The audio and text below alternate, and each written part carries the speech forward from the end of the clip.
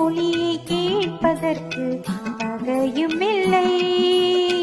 காதலில் வாழ்ந்த கன்னிமணம் காவலில் வாடையில் கண்ணிவிடும். கூண்டுக்குள்ளே அலை மோதும் காதல் கிளி அவள் பாவம். கூண்டுக்குள்ளே அலை மோதும் காதல் கிளி அவள் பாவம். காதல் கிளி அவள் பாவம்.